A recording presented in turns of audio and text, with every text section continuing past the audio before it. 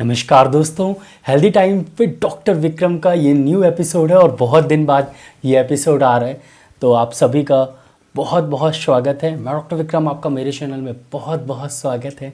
तो चलिए शुरू करते हैं।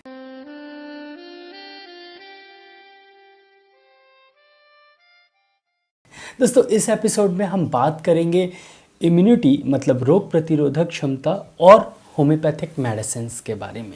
तो दोस्तों, सबसे पहले हम जानते हैं कि इम्यूनिटी मतलब रोग प्रतिरोधक क्षमता क्या है। दोस्तों, हमारी बॉडी जो रिस्पॉन्ड करती है against the micro organism like bacteria, virus, कीटाणु, जीवाणु, उनके अगेंस्ट जो रिस्पॉन्स आता है हमारी बॉडी का और उनसे लड़ती है, उनको ख़त्म करती है।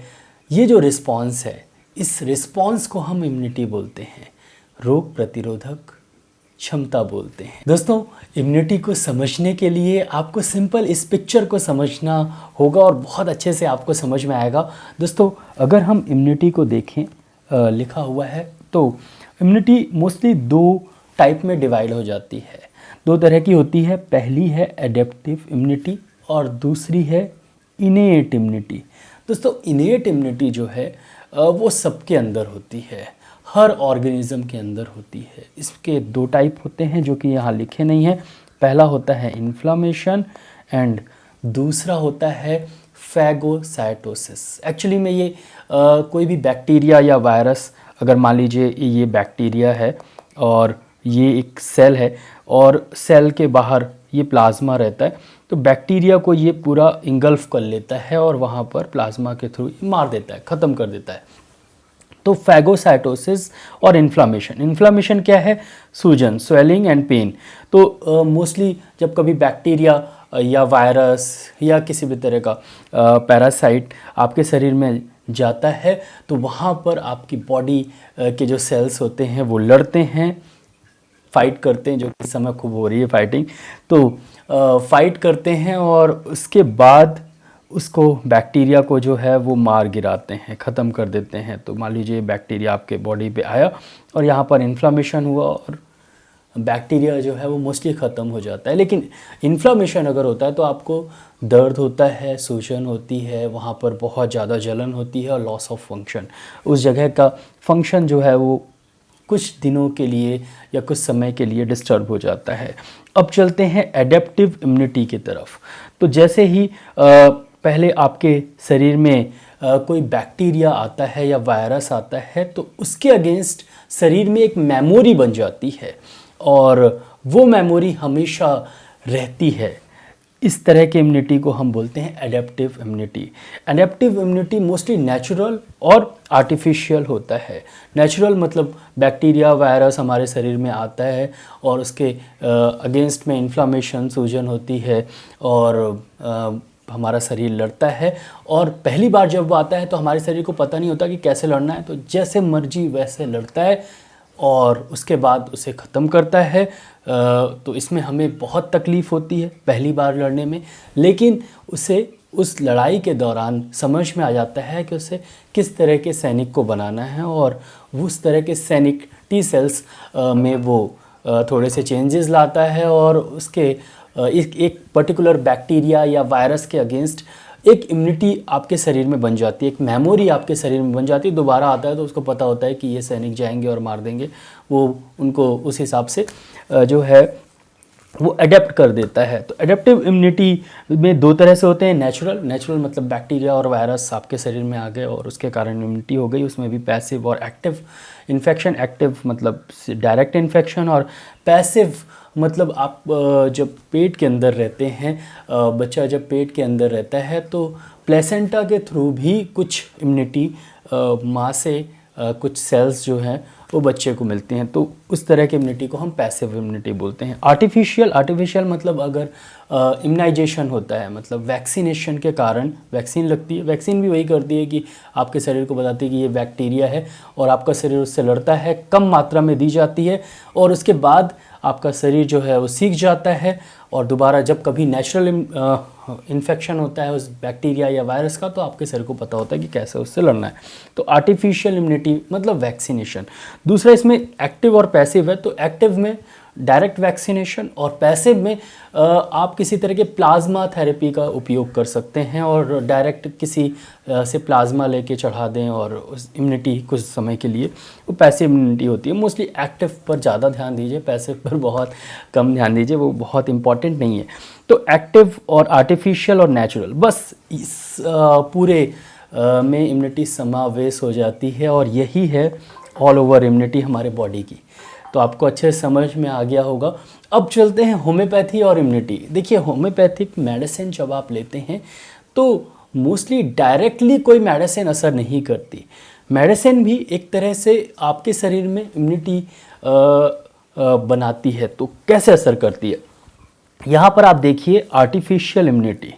आर्टिफिशियल इम्यूनिटी में पैसिव और एक्टिव, जब कभी आप होम्योपैथिक मेडिसिन लेते हैं तो होम्योपैथिक मेडिसिन आपके शरीर को ये बताती है कि आपके शरीर में, जैसे मान लीजिए कोई एक मेडिसिन लिए, उसके कुछ सिम्टम है ABCD XYZ, तो जो भी सिम्टम है वो सिम्टम्स आपके शरीर में हल्के जो है आपके दिमाग को ये बताती है कि वो सिम्टम्स आ गए हैं। तो दिमाग क्या करता है, दिमाग सोचता है कि उस तरह की बीमारी आ गई है और फिर वो लड़ता है उस बीमारी से। हालांकि वो कोई बीमारी नहीं है, वो सिर्फ सिम्टम वो भी दिमाग को महसूस हो रहे हैं, आपको हो सकता है कि वो महसूस भी ना हो ज़्यादा।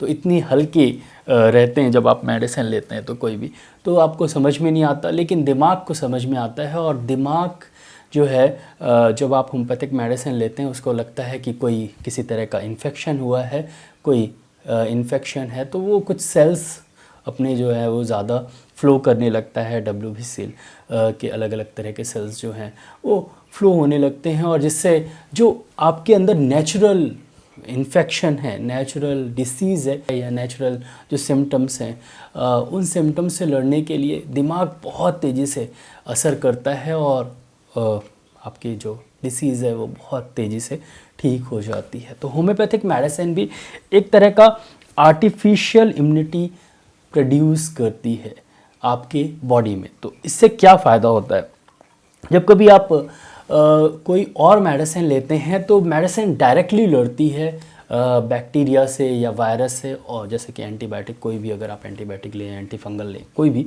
तो डायरेक्टली लड़ती है, डायरेक्टली पुश करती है। हालांकि आपकी बॉडी भी लड़ती है, लेकिन वो भी जाके लड़ती है तो थोड़ा सा मदद करती है और आपकी बॉडी ठीक हो जाती है।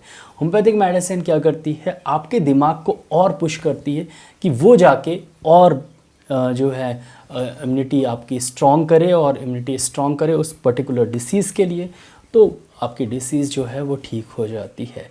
ऐसे में होता क्या है, होता ये है कि जब आप और कोई मेडिसिन लेते हैं तो आपकी इम्यूनिटी थोड़ी सी वीक होती है, उसको लगता है कि मुझे लड़ने की ज़रूरत नहीं है, मेरे लिए व्यवस्था हो चुकी है, तो वो थोड़ी सी वीक हो जाती है। लेकिन अगर आप होम्योपैथिक मेडिसिन लेते हैं तो आपकी आर्टिफिशियल इम्यूनिटी जो है वो होम्योपैथिक मेडिसिन लेने से इंक्रीज़ हो जाती है। क्या हो जाती है, बढ़ जाती है।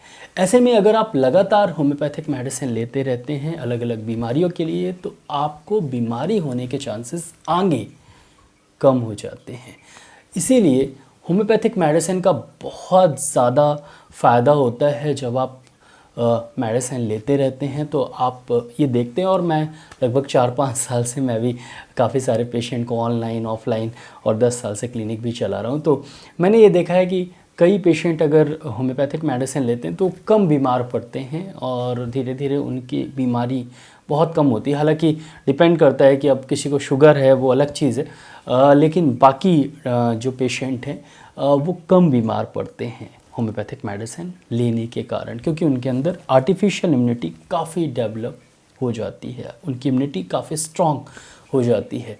तो दोस्तों, नेचुरल इम्यूनिटी तो मोस्टली आप स्ट्रॉन्ग कर सकते हैं जब आप किसी बैक्टीरिया या वायरस के संपर्क में आए, लेकिन आर्टिफिशियल इम्यूनिटी आप किसी मेडिसिन के द्वारा भी स्ट्रॉन्ग कर सकते हैं। और ऐसी मेडिसिन होम्योपैथी में बहुत सारी हैं, लगभग सभी की सभी जो मेडिसिन हैं होम्योपैथी में इम्यूनिटी इंक्रीज़ करती हैं। तो आज के वीडियो में मैं ये समझाने की कोशिश कर रहा हूँ कि आप लोग पूछते रहते हैं कि कौन सी मेडिसिन लेने से होम्योपैथी की आपका जो इम्यूनिटी है वो इंक्रीज़ होती है। मैं ये बोल रहा हूँ कि होम्योपैथी की कोई भी आप मेडिसिन लेंगे तो आपकी इम्यूनिटी इंक्रीज़ होगी ही होगी, रोग प्रतिरोधक क्षमता इंक्रीज़ होगी।